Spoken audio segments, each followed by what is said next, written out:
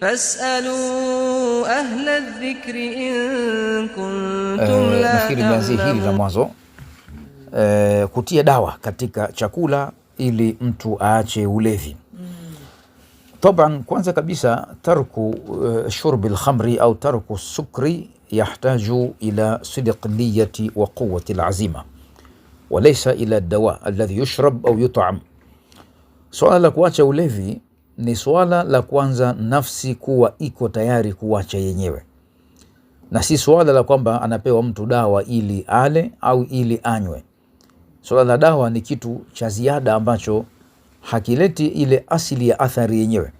Athari yenyewe ya kuacha ni kwamba mtu awe tayari an yanzi an nafsahu an shurbi al-khamri au sukri binafsihi. Kwanza yeye mwenyewe awe tayari kujiondosha nafsi yake, kwa maana kujiondoa katika matendo hayo ya kutumia vitu vyenye kulewesha au vilevi.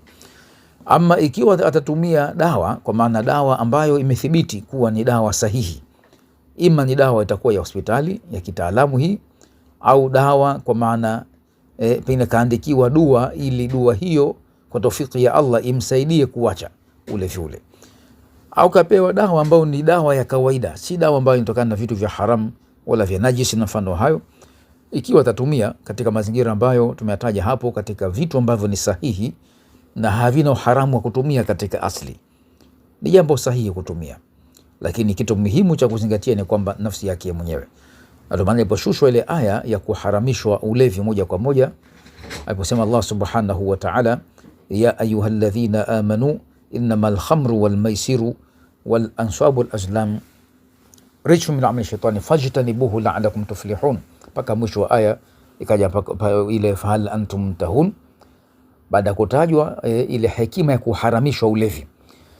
Maswahaba waliambiwa ya kwamba walishushiwa aya kupitia Mtume sallallahu alaihi wasallam ya kwamba enyi mlioamini, hakika ya pombe na ulevi vilivyotajwa baada ya hapo pia vikatajwa, yote hayo ni rijsun, ni uchafu, tena mina amali shaitani, ni katika matendo ya shetani. Ulevi ni ushetani, ulevi aina yoyote, ikiwa ni ulevi wa sigara, ulevi wa pombe, ulevi wa bangi na mfano hayo, dawa za kulevya, huo ni ushetani moja kwa moja. Na ndio maana tukaambiwa kwamba ulevi ndio chanzo kikuu cha machafu yote na maovu. Kwa hivyo fajitanibuhu, basi acheni, jitengeni nayo, jiwekeni mbali nayo. Kwa hivyo dawa kubwa ya kuacha ulevi ni kujitenga na ulevi na kukaa mbali nao. Ama kianza kunusa harufu za waliolewa, na yeye ndio kaanza kuacha, atatamani kuanza kulewa tena. Kwa hivyo ajitenge mbali kabisa, asikae karibu na walevi, wala sehemu inayouzwa ulevi asikae nao, itamshawishi kurudi katika ulevi wa mara nyingine. Ndio maana kafajitanibuhu, jitengeni mbali kabisa na ulevi huo. Maswahaba alisema kwamba intahaina, tumeacha ya Rabbi, tumeacha, tumekoma ya Rabbi, hatulewi baada ya hapo tena. Walikuwa kilewa baadhi yao siku za nyuma kabla ya kupombe kuharamishwa. Kwa hivyo hiyo ni kwamba inafaa kufanya hivyo, ikiwa ni dawa ya halali haina tatizo.